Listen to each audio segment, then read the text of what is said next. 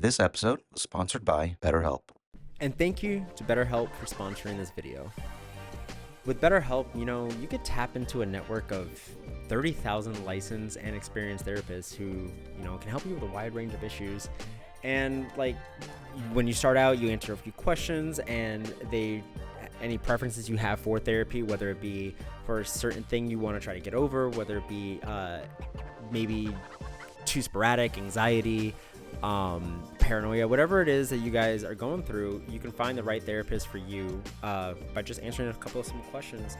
And you can also talk to the therapist that fits mostly for you. If you find out you're not a fit with this therapist, or it's someone that you don't really want to talk to, or just maybe doesn't get you, you're able to change any time, any place, completely for free, which is, I think, in my case, a really cool thing. As well as you can get via text with your therapist, you can do video call, you can do just phone call. So it's whatever you really feel, and you could change it up every single week. If you want to tell your therapist, hey, I don't think I have time to take a video call, can I just take a phone call on the drive back from work? You can just talk to your therapist whenever you need to unwind and make those schedules for yourself. So it's really cool. Exactly what Adam said. You can message your therapist at any time and schedule live sessions when it's convenient for you. If your therapist isn't right fit for any reason, you can switch it to a new therapist that is more accustomed to your liking for no additional charge. With BetterHelp, you can get the same professionalism and quality you expect in an in-office therapy session, but with a therapist who is custom picked for you. More scheduling flexibility and at a more affordable price. Get 10% off of your first month at betterhelp.com/nerdlocker. Again, that's 10% off betterhelp.com/nerdlocker, and we will have the link down below in the description. Remember, guys, mental health is just as important as your physical health. Keep yourselves in check. Should I do the whole thing like this? Happy Halloween! You're gonna get sweaty as fuck, dude. No, I'm not. Yeah, you are. You never know. All right. Can you see? Yeah. How many fingers I'm holding up? None.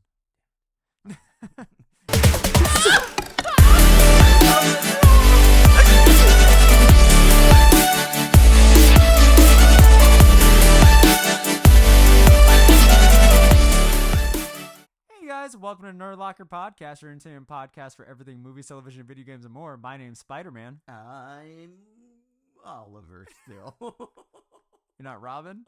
No, I don't have my name tag. Aw. I lost it. Aw. All right, guys. Well, I'm Steve. Stranger Things. Serving up ice cream like a fucking boss. they don't even know if this is me. I could just be doing ADR right now. This could be Russ. If that was Russ, I've got nothing. Dude, it's really bothersome That is not even? Yeah. not even. Yeah, I know. I'm Can you, aware. turn it a little bit. A little bit more. Yeah, right there. Right there. Oh, yeah. Symmetrical. Ah. Oh. That is Anyway, not symmetrical at all. It's a little bit. You got a big ass head. Okay, so what are we talking about? We're talking about the penguin. Well, I'm dressed up as a motherfucker.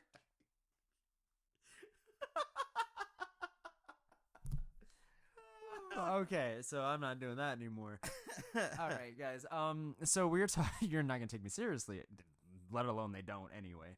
So we're talking about the penguin. We had episode 6, which is fucking awesome. We see more of Maroni and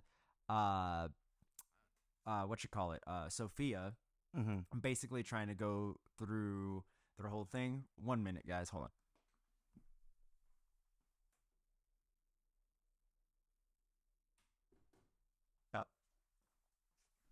And we're back. Yeah, sorry if you guys had some interference there. Are you still in? Yeah. Okay. We have Sophia and Maroni doing their business. Yeah, their alliance and stuff. And he starts making her some food. You can see he kind of sees her as a weird surrogate daughter, but he also has no family left right now, so he's got just her.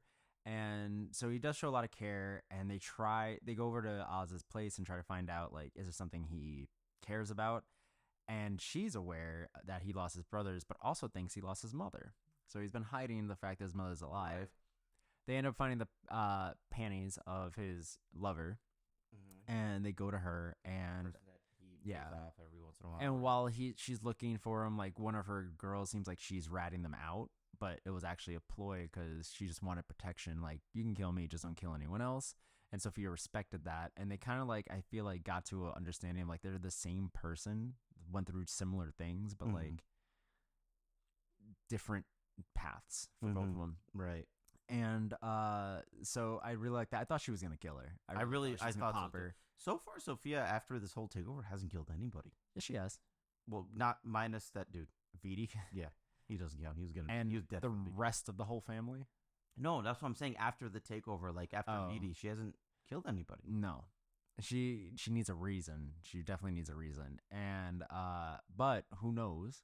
Because after this, we also get a lot more of Vic dealing with being in Crown Point and Squid coming over and like demanding, I want to talk to your boss. I know you're working for Penguin, like all that stuff. And he told him, he's like, dude, if you go there, you're gonna die. And also, like like you will be killed.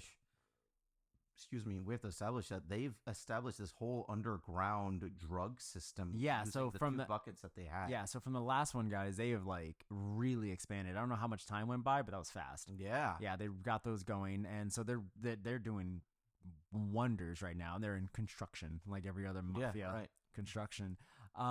So they're about to walk away, and like he's like, "You take me to your boss," and Vic just keeps trying to tell him, "You don't want to do this. You don't want to do this," and then finally just turns around and fucking pops him. I don't know what. I would have to rewatch again and see what Squid said that made him do it, but I don't feel like Squid said anything to make him do that. It was just more of like, I think Vic just felt, as soon as I get you to where you need to be, you're going to kill me. Mm-hmm. So it was self-defense of like, this road, like our path right now that we're walking, one dies at the end, and it ain't going to be me. So I think that's why he made that decision. But like, damn, he did not take aim, and good luck. He was because if he would have missed, technically he skimmed his neck, so we don't know where that bullet could have also went. No, he was lifeless by the end of it. No, he was dead. Yeah, but I'm just saying that bullet didn't like probably got his jugular or something. But like, we don't know, that bullet could have ricocheted. We could have killed somebody else. Mm-hmm. So we don't really know where that's going with now. But when he goes to Oz kind of like, without hearing it, comforts him, but then tells him it gets easier, and that's a little fucked. That's fucked, dude. It's like, it gets easier. You're going to take more lives now. Yeah. So also Colin Farrell, bro, still selling it, man.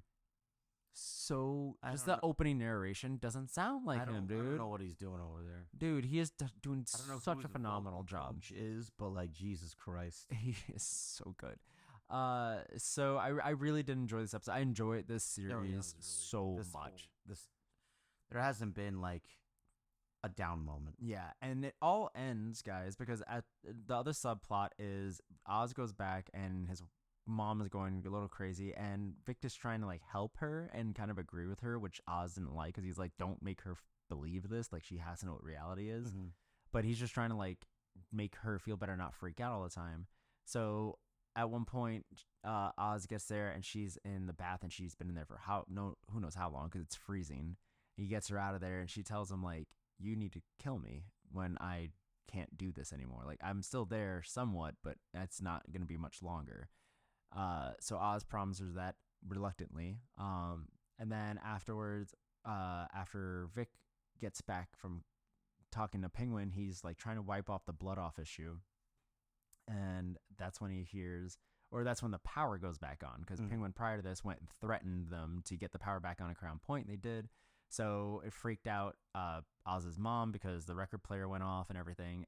But then she's like, I love this song, dance with me, thinking that that's her husband. Right, yeah. And blah, blah, blah. And then he tells her, he's like, yeah, Oz got this on. So she's like, my boy, my beautiful boy, thank God with Oz. And just kept saying it while Sophia walks in and hears this. And then she grips her crowbar that's in her hand. It's intense. And then the episode ends. So we're gonna fuck this woman up. Even both of them, because the thing is, like, she's got to account for both. Like, she's easily but Vic also just murdered his first person. And what did Oz say? It gets easier. Will Vic be the one to kill Sophia? I don't know. You think they'll both die? I don't know. I don't know how this can turn out. This is such a... I tell you what. I think one's going to die and one's going to be held hostage. I think it's gonna be both. To draw out the Penguin. I really think it's gonna be both. I think what's gonna happen is she's going to probably beat the fuck out of both, get them down like either tied to a chair on their knees, wait till Oz gets there. They still need the product that he's making, and she's gonna make him choose. She's gonna say, for taking my brother, you choose who dies. Yeah, that's wild. Either your mother or your surrogate brother.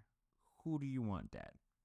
And I just feel like since she told Oz, kill me, he's going to do that. And I feel like what's going to happen is he's going to say, kill my mother. And Sophia might hesitate of like, what? And then that's going to be the moment that either Oz is going to kill her, or plot twist, guys. If I got this right, remember this.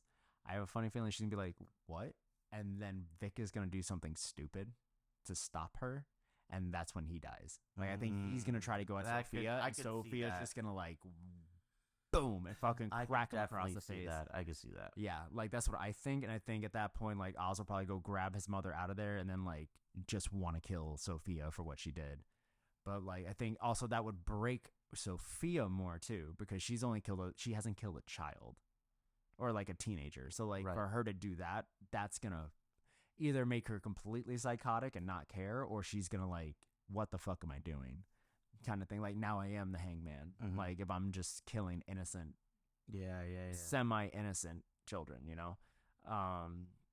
So I don't know. I feel like this is, and the thing is that we have 2 more episodes. Yeah, that's the thing. There are 2 more episodes, so we have a whole other hour of what the fuck comes out of this, unless they throw a curveball and do not a filler, but like what was happening in the meantime, and then at the end of the episode come back to where we're at that apartment, and then we get the last episode. That might be where we get it. We might get more of what's happening with Oz and other characters and where they end up, because they might also show up at that apartment. Like, I feel like Maroni's going to show up there. Like, it's not, Sophia's probably going to call Maroni. Yeah, he's probably on his way. Yeah, get him there. So if Oz shows up, Maroni can have him at gunpoint behind his head. And blah, blah, blah. And, like, it's going to be crazy. Unless Maroni just also gets trigger happy and says, you fucking took my wife and kid, and just pops his fucking mom right in front of him. Like, just shoots his mom in the eyes. Dude, that would be so fucked up. We haven't seen him be ruthless. Clancy Brown, no matter what, will be dead by the end of the season. I know it. Yeah. Like, he is not surviving. Maroni will not survive this. How he goes out, who the fuck knows? But Sal Maroni, like, that name echoes it has so much power to it, and yet we haven't really seen it. Because at this point, so that's the thing. Like, we are in a Batman universe that takes place in year 2 for Bruce Wayne. So he's been Batman for over a year. So these crime bosses were already around before that. But also, Bruce Wayne left for 6 years prior. So when he turned of age at 18, he just went off, no one knows where, and then mountains basically came back and now has all this. So we don't really know how his first year went, except for the fact that we know that he put Joker in prison almost immediately, because Joker says it's been our 1 year anniversary in that deleted scene. So he's like, since you got me in here. So it's like he's been away for a year. So when he first that's impressive. Batman's first fucking villain he threw in jail was the Joker. But who knows if the Joker's behind all of this shit that's going on. Yeah, for real though. Like, they're gonna build up to so much here. And Mephisto. No, and then we're gonna get the winter story for Batman Part 2. So I wonder if we'll see like the incoming of winter months, or like nods to like, Christmas is coming up, blah blah blah. So like, I wouldn't be surprised if snowfall happens in the last episode. That'd be really cool. And so it's already cold. They all wear jackets and stuff. Yeah, and you can see that like it's probably like October, November right now for them. It's really cold. And I think like snowfall will happen. So then when they pick up in Batman Part 2, they can like just show Gotham covered in snow, because like it's been a week, because it's supposed to take place a week after the end of this one. Right. So yeah, Batman ended a week later. This started. Everything happens here, and then so then we go a week after. I don't know how long this has been. This has been a while that we've been watching them. This has been a couple of weeks, a few months. I would hope so, because I don't think mushrooms grow that fast. No, yeah, this has been a few months, I think, or at least 6 to 7 weeks. Which should explain why Batman hasn't really gotten involved, because they've also been undercover, and also Batman's probably dealing with a little bit more things going on right now. Probably other like villains, not even just villains. I think he's probably helping with like maintain bringing Gotham back and rebuilding the bridges. Probably doing more Bruce Wayne stuff than Batman stuff right now, especially after what happened with everything. Because he's also like reeling with the They'll probably bring it up during the movie. he's dealing with the realization like his family was also part of the corrupt shit. So like he's got to like that's why I think it's like Court of Owls bullshit. I really do think because also the way that Penguin keeps saying like there's the rich ones out here, they're running the neighborhood, they're doing all this stuff. It's the fucking Court of Owls. Oh, I never beat Gotham. Whoops. Just remembered. Yeah, no, it was definitely the Court of Owls there. I believe so. I think that's where we're getting into. It's one of the best mysteries, and we're getting a lot of long Halloween pull things out of this and stuff. So there is a mastermind behind everything. Yeah. In this overall story they're telling, because it's, as far as I know, it's Batman, Penguin, Batman Part 2, I think a Batman Part 3. The Arkham series was supposed to be a part of that continuity, but now instead it's going to be in the continuity of James Gunn's DC. Okay. But Matt Reeves is still doing it. So he's going to be working with that, which is... DC is still confusing me. I understand James Gunn's trying to get things going, but I'm like, either end your Elseworld stuff and just get them over with, or just incorporate them in. But if you're going to incorporate them in, because I'm thinking like, you can get to a Crisis on Infinite Earths, but like that's like 20 years down the road. You're not getting to that point anytime soon to like have a crossover that way. So either make this Batman a part of your actual Batman, and whatever you do with Brave and Bold, fast forward and just say like, oh, the Batman movies were his past, and now this is just where we're at now. But then you have to pull all those other people back and blah, blah, blah. Too much.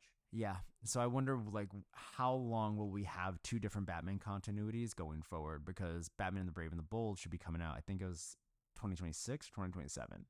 And the Batman Part 2 is coming out 2026. So I'm like, I thought it was 2025. 2026. Oh, wow. So I think writer's strike pushed it. So with that in mind, it's like, are you going to just do Part 2 and then say done? Which I'm fine with. They could do like this Penguin Part 2. I'm okay with it. This was a really, I would say overall, like I wasn't the biggest fan of the movie, but taking this, and then maybe see where the second one was, it might be a solid story, like altogether. Because the first one was 3 hours. Got to think about it this way. The first movie was 3 hours. And this show is 8 episodes of an hour each. So far, this entire story has taken 11 hours to tell. Plus another 13 hours, probably another 3 hour movie. So a 16-hour binge. It's wild. To watch just the Batman story. But honestly, I mean, it's good. I wouldn't say binge it straight, Jesus. but I would say like watch it in succession. Like if you're gonna watch one, keep watching. Like take your time with it, but don't like go to something else. Like just because it just, especially Penguin, just it's builds right after each other. Yeah, it builds it so much. I think if they take that tone they have in Penguin and put in Batman Part 2, I think it might be one of the better Batman movies. Show us the blood. Show us like the stakes. Give us one F word.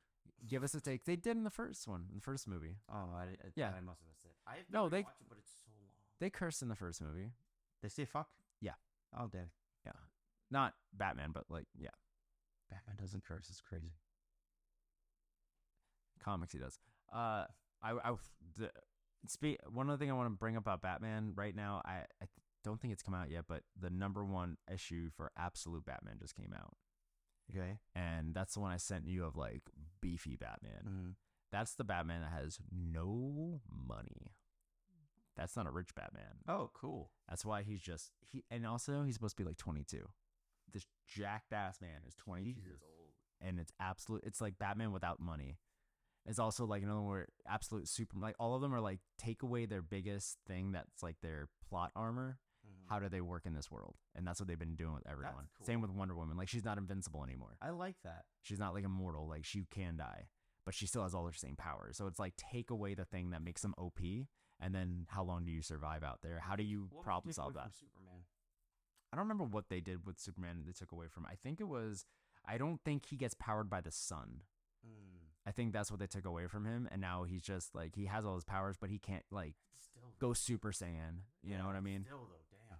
Yeah. Superman is crazy. So that's gonna be fun. They're doing a lot of absolutes for a lot of characters going forward, and like making a universe that's more even more grounded than it already has been. Because I know a lot of people said if I had money, it'd be easy to like figure out your Batman. That's true, but if you don't, no one's gonna figure that fucking thing out. Except for the fucking size of your body. Yeah, dude. Don't you need money to be that bulk? You know how much protein is? No, I mean, you still go off to training. Honestly, I don't know the gist of it. I'm pretty sure they said it's like he still came from money as a kid, but didn't get the trust fund. Oh, okay. Like, didn't get the inheritance or everything. That someone else was able to get it. So, yeah, he still went off. I'm picturing that guy from Blue Mountain State who's in Jack Reacher. Yeah, here, just quickly look it up. Type in just absolute Batman, and you'll see, like, the picture. Get rid of my porn. Okay. Sailor porn. Absolute man. Oh, he's a beefy boy. Yeah. Bruh. That's wild. Bruh. Look at the fucking bat symbol. It's just fat. That's a fat bat. Dude, this It's just is a block. ridiculous. Dude. Imagine. I don't think they can, but like if that man. It's not even a Batman symbol. It's just a rectangle. Yeah, like imagine him come and be like, "What are you doing?" Dude, he's a thick boy. Yeah. What does he have? Wings? It's cool. So. That's neat. Like that. But it'll probably be a couple of years, but I feel like we might get something of that. Honestly, that's something. I'm not saying we're gonna do it, but that is gonna be probably someone like films because it'll probably be a lot easier without worrying about like the technology and stuff. Probably you just gotta get a beefy boy to play it. A big beefy boy. Yeah, Eddie. It's not that beefy. He's enough. All right. All right. Where can they find you? You can find me at the Sewer Oh, 21. wait. What did you get this episode? I got 9. Yeah, 9. The Vic killing squid. The Vic killing squid was dope. Like that. Yeah, and the crowbar thing at the end. I was like, oh god, because I was so mad the credits went. Yeah. It's okay. A couple of days. Yeah. All right. Where can they find you? Oh, you can find me on the Sewer 21 on any social media platform except for TikTok. On TikTok, I'm Oliver Khan VA. And you can find me at Amore Photography. You can find me at Archangel Studios. You can find this podcast at Nerd Locker Podcast. And you can find me swinging from your local cities out in New York. Turn the fucking camera.